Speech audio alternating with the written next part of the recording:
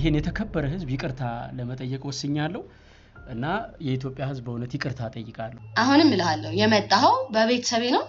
እኔም ቤተሰቦቼ ያለ ልጅ ይቀራሉ፣ አንተም ልጅህ ያለ አባት ይቀራታል። የክብር ልብስ አድርገን ለብሰነው ቪዲዮ ቀርጸን እየለቀቅን ትውልዱን ኖርማል እንዲመስለው አናደርግም። እሸቱ ባምቢን አለሌናት የሚል ይዘት ያለው ንግግር ሲያደርግ ስሟን በቀጥታ ባይጠቅስም የተናገራቸው ዝርዝሮች ግን ወደ እርሷ ያመለክቱ ነበር። በዝሙት ቀስቃሽ ዳንሶቿ የምትታወቅ በዝሙት ቢያልፍልኝ እናንተ ምን ቸገራችሁ የምትል በብልግና እንዳደገች በይፋ የምትናገር ሴት ለአንድ ገዳም ማስታወቂያ አሰርተዋት በማየቴም ትንሽ አስደነገጠኝ። አጀንዳና ርዕስ የማያጣው የኢትዮጵያ ማህበራዊ ሚዲያ አሁን ደግሞ በእሸቱ መለሰና በባምቢ ሀበሻ ተጨናንቋል። ከትችት እስከ ግድያ ዛቻ ትንቅንቁ እንደቀጠለ ነው። በአንድ በኩል በሚሊዮኖች የሚቆጠሩ ደጋፊዎች ያሉት ኮሜዲያን እሸቱ መለሰ፣ በሌላ በኩል ደግሞ አነጋጋሪዋ ቲክቶከር ሀና ግደይ ወይም ባምቢ ሀበሻ። ኖርማል አይደለም በሚለው ፕሮግራሙ እሸቱ የሰነዘረው ትችት ባምቢን እስከ ስነ ልቦና ስብራትና እስከ ግድያ ዛቻ አድርሷታል። ዛሬ ሁሉንም መረጃዎች የህግ ባለሙያዎችን አስተያየትና የማህበረሰቡን ምላሽ ይዘን ቀርበናል። እስከ ፕሮግራሙ ፍጻሜ ድረስ አብራችሁን ቆዩ። ውድ የውስጥ አዋቂ የዩቲዩብ ቻናል ቤተሰቦቻችን እንደምን አላችሁ? ዛሬም እንደ ሁልጊዜው ጥልቅ መረጃዎችንና ትንታኔዎችን ይዘንላችሁ መጥተናል። በማህበራዊ ሚዲያዎች ላይ ሰሞኑን እንደ ሰደድ እሳት ስለተቀጣጠለው ትልቅ አጀንዳ በዝርዝር እንመለከታለን። በኢትዮጵያ ኪነ ጥበብ ውስጥ በማህበራዊ ሚዲያ እንዲሁም በተለያዩ ዘርፎች የተሰማሩ ታዋቂና ተጽዕኖ ፈጣሪ ግለሰቦች ስራዎችን ከመድረክና ከስክሪን ጀርባ ያሉ ጉዳዮችን በጥልቀትና በዝርዝር እንቃኛለን። ቻናላችንን ሰብስክራይብ በማድረግ ቤተሰብ ይሁኑ። እሸቱ መለሰ በኢትዮጵያ ውስጥ ስመጥር የሆነ ኮሜዲያን፣ አቅራቢ፣ የማህበራዊ ጉዳዮች ተሟጋች ነው። በተለይም ድንቅ ልጆች የተሰኘውንና በዓለም አቀፍ ደረጃ ዕውቅናን ያተረፈውን ፕሮግራም በዩቲዩብ በማቅረብ ይታወቃል። ዶንኪ ቲዩብ በማለት ከጥበብ ስራው ባለፈም በበጎ አድራጎት ስራዎችና በማህበራዊ ሚዲያ በሚያስተላልፋቸው ጠንከር ያሉ መልእክቶች በሚሊዮኖች የሚቆጠሩ ተከታዮችን አፍርቷል።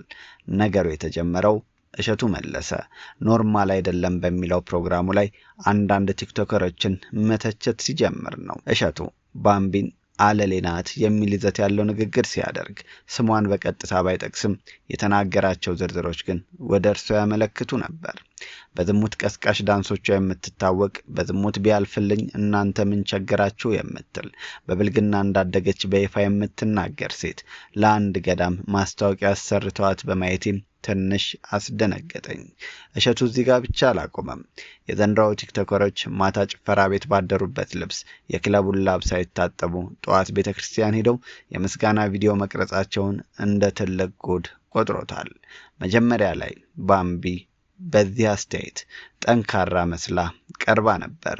ትችቶችንም የምትቋቋም ትመስል ነበር። ነገር ግን ጉዳዩ እየከረረ ሲመጣ ሳሳች፣ ሆድ ባሳት። ማንም የማይቋቋመውን የተፈጥሮ ኒውክለሯን ተኮሰችው። እንባ ባምቢ በለቀቀችው ቪዲዮ ላይ ባለጌ ደስ ሲበለው እኔም በጊዜ ወደ ጌታዬ ብሄድ ይሻለኛል፣ ከቦኒ ጋር ሆነን እንጸልይላቸዋለን ስትል የስንብት የሚመስል መልእክት አስተላልፋለች። ሆኖም ትንቅንቁ ወደ ሌላ ምዕራፍ ተሸጋገረ። ባምቢ እሸቱ ቪዲዮን እንዲያጠፋና ይቅርታ እንዲጠይቅ በማስጠንቀቂያ የታጀበ መልእክት ሰጠች።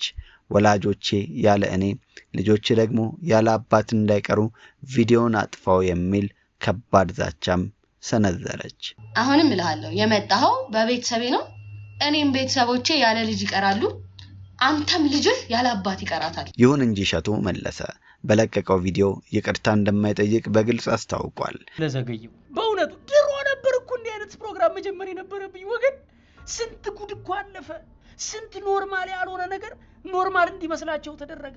እንደዚህ አይነት ፕሮግራም ድሮ ነበር መጀመር የነበረብኝ። ስለዘገየው የተከበረውን የኢትዮጵያ ሕዝብ ይቅርታ ጠይቃለሁ።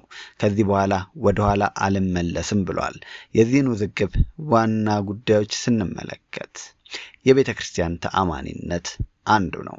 ቤተክርስቲያን የራሱ የሆነ ትውፊትና ስነ ስርዓት ያላት ተቋም በመሆኗ ወኪዮቿ ወይም በመድረኳ ላይ የሚቆሙ ሰዎች ያንን ክብር የሚመጥን ስብዕና ሊኖራቸው ይገባል የሚል ነው። ማታ ጭፈራ ቤት፣ ጠዋት ነጠላ ለብሶ ለገዳም ገቢ ማሰባሰብ ተአማኒነትን ያጠፋል የሚለው ስጋት ትልቅ ትኩረትን አግኝቷል። አትፍረዱና እውነትን መናገር ሌላው ጉዳይ ነው። ማንም ንጹህ የለም አትፍረዱ በሚሉና ስህተትን መገሰጽ መፍረድ ሳይሆን ተቋማዊ ክብሯን መጠበቅ ነው በሚሉ ወገኖች መካከል ክፍፍል ተፈጥሯል። ሌላው ጉዳይ የቲክቶከሮችና የሃይማኖት አባቶች ግንኙነት ነው። ቲክቶከሮች ያላቸውን ተከታይ ብዛት እንደ ሽፋን በመጠቀም ከቤተክርስቲያን መዋቅር ጋር ያላቸው ግንኙነት መጨመሩ፣ አንዳንዴም ገንዘብ ማሰባሰብን በኮሚሽን እስከ መደራደር መድረሳቸው መንፈሳዊነቱን ወደ ንግድ እየቀየረው ነው የሚለው ነጥብ አሳሳቢ ሆኗል። ሌላው ባምቢ የተሰነዘረው የዛቻ ወንጀል ነው። ባምቢ ልጅህ ያለ አባት ይቀራል በማለት የሰነዘረችው ንግግር ጉዳዩን ከሐሳብ ልዩነት ወደ ህጋዊ ወንጀልና የግል ጠላትነት እንዲሸጋገር አድርጎታል። አሁንም እልሃለሁ የመጣኸው በቤተሰቤ ነው። እኔም ቤተሰቦቼ ያለ ልጅ ይቀራሉ፣ አንተም ልጅህ ያለ አባት ይቀራታል። ባምቢ ከመንፈሳዊ ህይወት ወጣለች የሚሉ ትችቶች ሲበዙባት እግዚአብሔር ልብን ነው የሚያየው የሚል ማስተባበያ ትሰጣለች። እውነታው ግን እግዚአብሔር ልብን ያያል የተባለው ሰዎች በውጫዊ ግርማ ሞገስ ብቻ ሲፈርዱ፣ እርሱ ግን እውነተኛ ማንነትን እንደሚያውቅ ለመግለጽ ነው ትላለች። ይህ ማለት ግን ውጫዊ ድርጊታችሁና አለባበሳችሁ ግድ የለኝም ማለትን አይደለም። እንዲህ ያለውን አባባል ለአለባበስ መበላሸት እንደ ሽፋን መጠቀም ለሌሎች ማሰናከያ ከመሆን ባለፈ ሌላ ትርጉም የለውም በማለት ከሷ ድርጊት በተቃራኒ የቆሙ ሰዎች በማህበራዊ ሚዲያ እያስተጋቡት ያለ ሐሳብ ነው። እሸቱ በቪዲዮው የማንንም ስም አልጠራም። ባምቢ ስሟ ሳይጠራ አቤት ማለቷ የህግ መሰረት የለውም።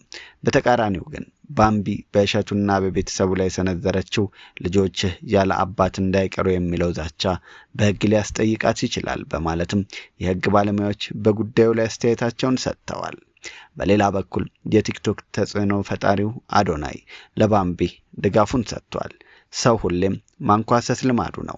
ለማን ብለሽ ነው ተስፋ የምትቆርጪው እህቴ በማለት በከፍተኛ ስነ ልቦና ስብራት ውስጥ ለነበረችው ባምቢ የማጽናኛ መልእክት አስተላልፎላታል። ሰውነንና እንሳሳታለን። ባምቢም ተሳስታ ሊሆን ይችላል፣ ነገር ግን ከስህተቷ አልተማረችም የሚሉ አስተያየቶችም እየተደመጡ ነው። በአሁኑ ሰዓት ህፃናት እነዚህን ቲክቶከሮች እንደ ሞዴል ነው የሚያዩዋቸው። እነዚህ ተጽዕኖ ፈጣሪዎች ታረሙ ሲባሉም ራሳችንን እናጠፋለን እያሉ ካስፈራሩና ህዝቡም ለጥፋታቸው ጠበቃ ከቆመ የአንድ ሰው ህይወት ሳይሆን በሚሊዮን የሚቆጠሩ ታዳጊዎች ህይወት እየተበላሸ እንደሆነ መረዳት ይገባል። እሸቱንም በተመለከተ በበጎ አድራጎት ስራዎቹ ቢታወቅም በሂሳብ አሰራሩ ግልጽነት ይጎድለዋል የሚሉ ትችቶች አሁንም በደጋፊዎቹና በተቺዎቹ መካከል ትልቅ የቃላት ጦርነት እየፈጠረ ነው። በአጠቃላይ በእሸቱና በባምቢ መካከል ያለው ግጭት የሶሻል ሚዲያውን ገጽ አጨናንቆታል። ባምቢ ከመንፈሳዊ ህይወት ወጣለች የሚሉ ትችቶች ሲበዙባት እግዚአብሔር ልብን ነው የሚያየው የሚል ማስተባበያ ትሰጣለች።